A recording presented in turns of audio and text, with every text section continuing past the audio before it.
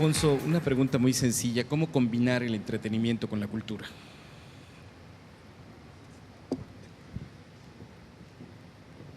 En Arirang tenemos una especie de línea, podría decirse, por parte del gobierno. Ellos decidieron o vieron que había que llegar a los jóvenes, y los jóvenes les gusta la música y les gustan las novelas. Las novelas son famosas en Corea, son novelas cortas, muy sencillas, y en base a eso estamos promoviendo la cultura a base de novelas que hablan sobre lo que son las costumbres, novelas históricas que hablan, por ejemplo, hay uno que se llama The Land, que habla sobre los 30 años, 35 años que estuvo invadido por Japón y lo que motivó mucho a la separación de las dos Coreas. Tenemos muchos tipos de novelas que realmente entretienen y educan a la gente. O la música, el famoso K-pop. Precisamente ayer estaba viendo un programa en la televisión de Tabasco y estaban hablando de K-pop.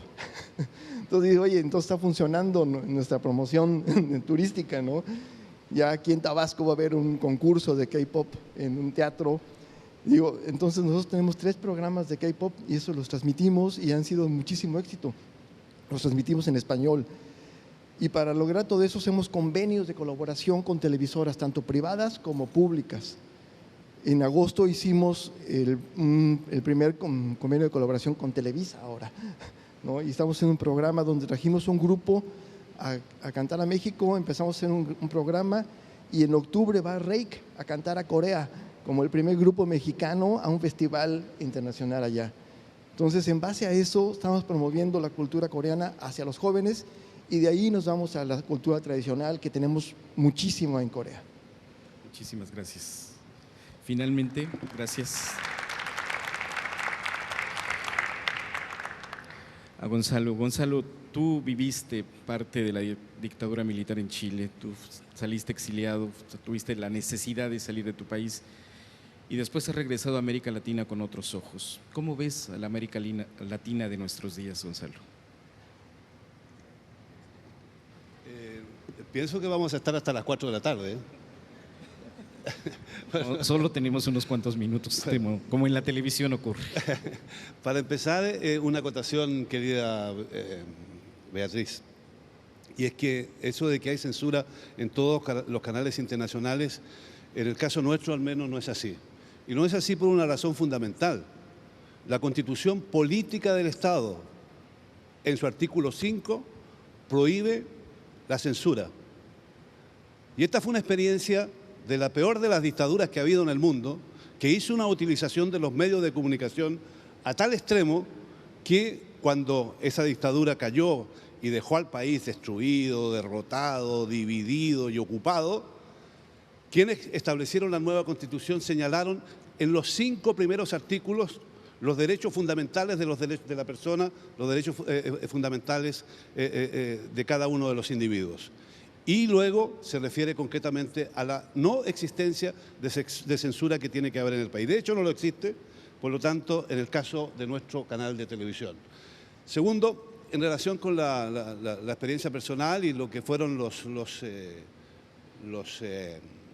y de cómo se ve hoy día América Latina con mis ojos, es un privilegio tener la suerte de contarlo aquí en esta audiencia tan selecta, pero es un tema difícil, es un tema muy complejo, muy difícil.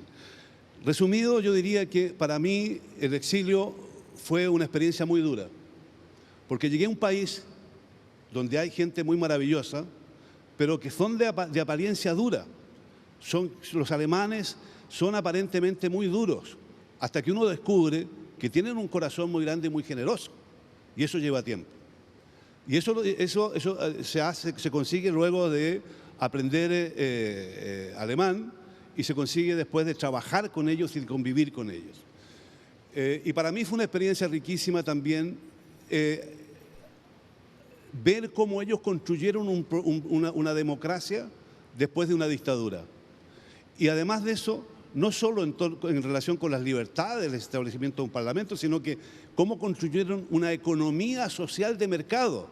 Y cuando hoy día el mundo se pregunta por qué a Alemania le va mejor que a otros países de Europa, la razón es que todavía existe esa economía social del mercado, y que en el fondo lo que dice es que todo el que produce riqueza tiene que beneficiarse de ella. Y por esa razón son los propios empresarios alemanes los interesados en trabajar con los sindicatos y los interesados en que al menos chorree suficiente riqueza para que pueda haber un confort, para que pueda haber un bienestar de la población. ¿Cómo veo yo América Latina? La veo hoy en una situación muy difícil, muy complicada. ¿Por qué? Porque muchos sueños se están quebrando o están en discusión. Desde luego, el sistema neoliberal que manda en todas partes, también tengo entendido de alguna manera aquí en México,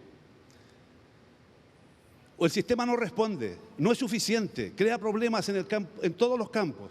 La juventud es una con su actitud muestra claramente por dónde van las cosas en ese sentido.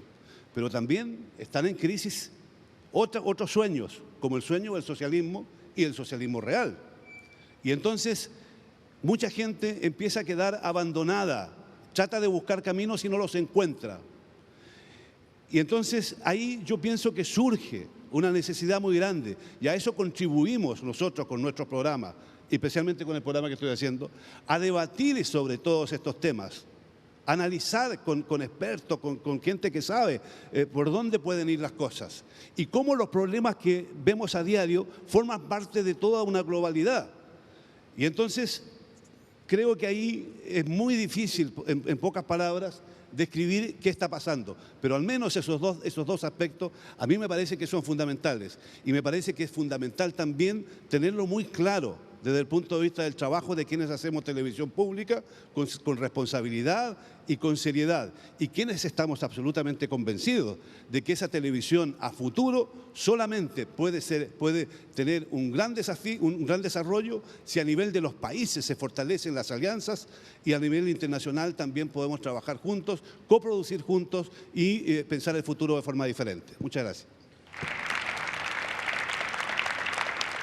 Pues de esta manera llegamos al final de esta mesa. Noticias culturales, cómo se cubren las noticias culturales en la televisión. Agradecemos a Beatriz, Chin Yun Cao, a mi amigo Gonzalo Ernesto Cáceres, a Alfonso Guerrero Parada, por su atención y por toda la atención de nuestros televidentes, cibernautas y la gente que nos sigue a través de las distintas plataformas de Canal 22. Muchas gracias. Gracias a ustedes. ¿Ya? Es emocionante escuchar estas diferentes propuestas y concepciones de lo que es lo cultural, diferentes también propuestas de televisión desde Asia, que podría parecernos completamente ajeno y extraño, pero que de alguna manera buscan ciertos contenidos muy similares, ciertas aspiraciones muy similares, y también una idea de cultura mucho más amplia que aquella que se detiene únicamente en la belleza o en el placer estético. Algo, por ejemplo, de lo que se ha trabajado mucho aquí en Canal 22, una cultura con contexto, una cultura con geografía, una cultura con elementos circunstanciales, además de todo esto que tiene que ver con la belleza y con la estética.